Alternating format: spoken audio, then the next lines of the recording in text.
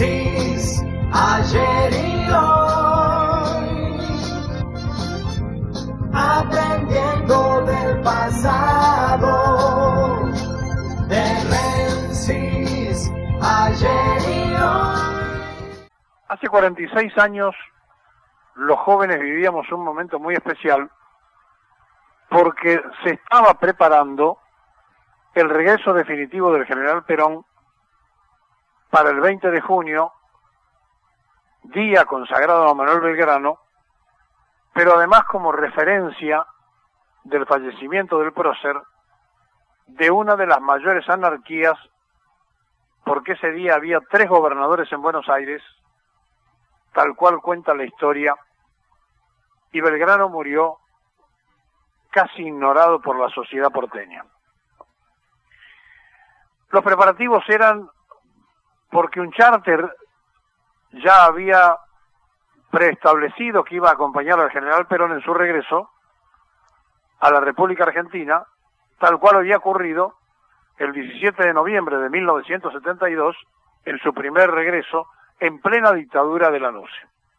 Ahora, con Cámpora en el presidente, que también estaba en Europa para buscar a Perón, había quedado a cargo del país Vicente Solano Lima, un conservador popular que había integrado la fórmula de Cámpora y que era casi un reaseguro ideológico que se iba a ver justamente por lo que ocurriría en Ezeiza como el protagonista esencial cuando Cámpora dijo hay que bajar, y Solano Lima dijo el presidente en ejercicio soy yo y el avión baja en Morón porque aquí no puede bajar. Pero para esto tenemos 2 días más porque fue el 20. Pero viene a cuento porque cuando esto esté ocurriendo van a estar muy entretenidos los que dicen ser descendientes ideológicos de Perón en el cierre de listas que se va a producir inexorablemente, donde ya después no habrá ninguna posibilidad, salvo el periodo de tacha, de cambiar nombres o de cambiar lugares de acuerdo a lo que la mismísima justicia electoral ordena en cuanto al calendario de fechas. El 22 de junio tienen que estar los nombres y apellidos y un 50% de mujeres. Repito esto porque no sé cuántos lo tienen presente. Por lo tanto, estamos en el cierre de las expectativas una vez que se construyeron las ya reconocidas alianzas electorales. Pero estamos hablando de 46 años. Y de los más de 33 millones que van a votar, más del 50% no había nacido cuando estamos hablando de estos episodios que a nosotros nos tocó vivir. Es decir, ni siquiera estaban en cuenta que iban a participar o que iban a ser integrantes en el siglo XXI de esta disgregación casi del peronismo que tiene gente por todas partes pero que no tiene ideología firme sostenida. Y vale la pena recapacitar porque es indudable que la sociedad está hasta desinformada de cómo es la cuestión de las elecciones. Y entonces vamos a tratar de darle todos los datos necesarios. Además de presidente y vice, la totalidad de la República va a elegir 130 diputados nacionales, que es el 50% de la Cámara. Y 1/3 de los senadores nacionales, es decir, van a elegir 24 senadores. Entre ellos, por ejemplo, la Ciudad Autónoma de Buenos Aires. Se renueva por tercios el Senado, cada vez que hay una elección, y se renueva en el medio término un 50% de la Cámara, y con las presidenciales, o sea, los 4 años, el otro 50%. Bien. Primero hay que pasar las PASO.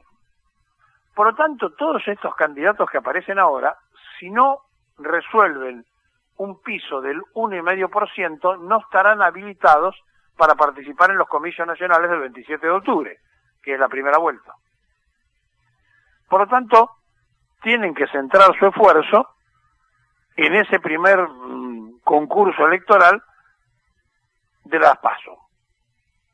Allí Entonces, el 11 de agosto se sabrá quiénes son los que superaron lo que pide la ley y quedan habitualmente habilitados para concurrir a comicios. Se puede dar el caso de que fórmulas presidenciales o a gobernadores superen el 1,5, pero que el distrito no lo supere y entonces se le cae la lista de intendentes o de concejales. ¿Me explico? Así que hay que esperar. Después de esto, para saber si se decide en la primera instancia, es decir, si se decide en octubre,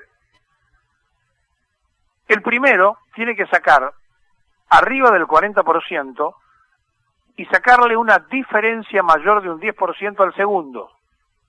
O caso contrario, sacar el 50% más uno de los votos. Es decir, que para poder elegir en primera vuelta hay que asegurar un 40% del sufragio con una diferencia de 10 puntos sobre el segundo, y entonces esa fórmula se consagra en la primera vuelta. Y aquí aparece un personaje que cuando nosotros estábamos preparando el regreso de Perón, él estaba estudiando abogacía en La Plata, estaba en tercer año, casi coincidiendo con los estudios de Néstor y de Cristina, en la misma universidad, y estamos hablando de Miguel Ángel Pichetto, que nació en Banfield, es decir, nació en Lomas de Zamora, donde para aquella época Manolo Torres era el gran caudillo político de Lomas de Zamora, el gran referente, que si no hubiera fallecido, quizá la suerte de muchos otros que aparecieron, como Duhalde, Mercury y demás, hubieran quedado relegados en la historia y en el tiempo de Lomas. Y por supuesto, era un simple estudiante de abogacía, lo toma cuando él se recibe jovencito de abogado, a los 26 años lo toma el golpe de Estado.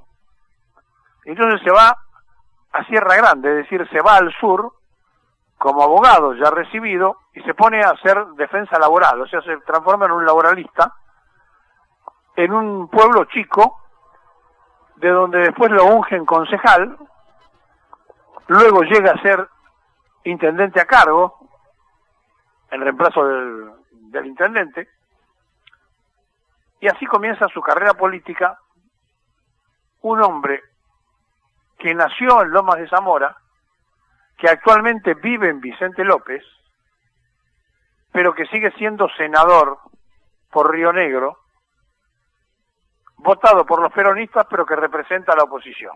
Una gran mezcolanza para un hombre del poder.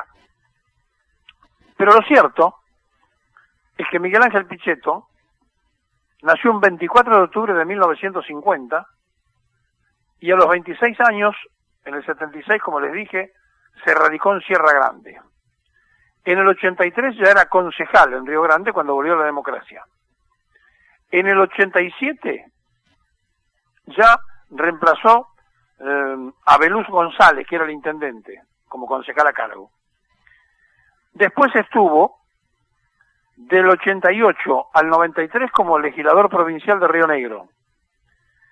En el 93 fue elegido diputado nacional. En el 97 vicepresidente del bloque de diputados del PJ. En el 2001 senador nacional, reelecto en el 2007 y en el 2013 siempre por Río Negro, donde además se presentó 3 veces para ser gobernador y perdió las 3 veces las internas, es decir, nunca pudo llegar. En el 2002 fue presidente de bloque y después, ya a partir de 2007, crea Argentina Federal, que ahora abandonó para transformarse en un hombre de Todos por el Cambio. Este muchacho va a salir de gira. Y en la gira, yo le dije, se eligen diputados nacionales y senadores, simultáneamente con los presidentes y vice, en la gira tratará de convencer a los gobernadores peronistas que usen la boleta corta. ¿Qué es la boleta corta?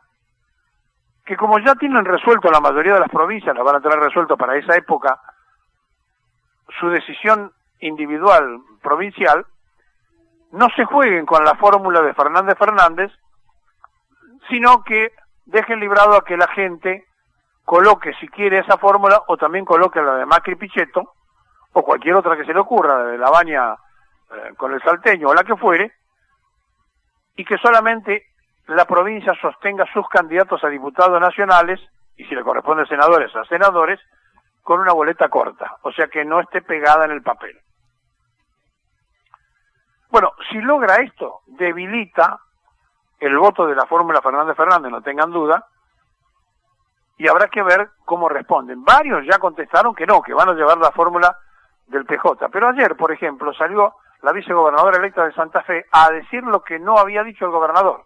Dice, nosotros vamos a llevar la boleta del PJ.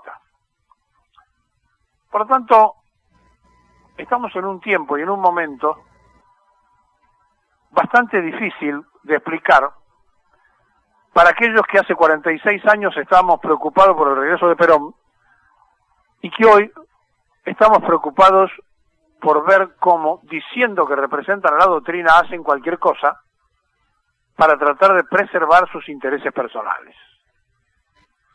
De forma tal que nada está terminado, no hay que engañarse con los resultados provinciales, hay que tener cuidado de cómo se va a construir el proyecto nacional del gobierno, y sale de gira Pichetto, no solamente por las provincias, sino también hablando con los intendentes justicialistas de la provincia de Buenos Aires, tal cual ya le prometió a Macri que iba a hacer, porque muchos de ellos están muy preocupados y enojados porque fueron salteados en su voluntad de que un intendente fuera candidato a gobernador cuando eligieron a Kicillof a dedo en el Instituto Patria. Así que atención con las cosas que puedan pasar con este tema que va a trabajar este muchacho, que cuando muchos jóvenes trabajaban para el regreso de Perón, él era un simple estudiante de abogacía en La Plata que en el 76 fue a buscar fortuna como abogado en Río Negro.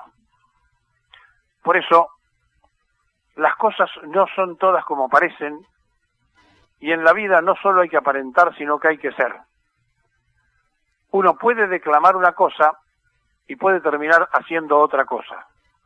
Uno puede decir que representa algo y puede estar representando lo contrario.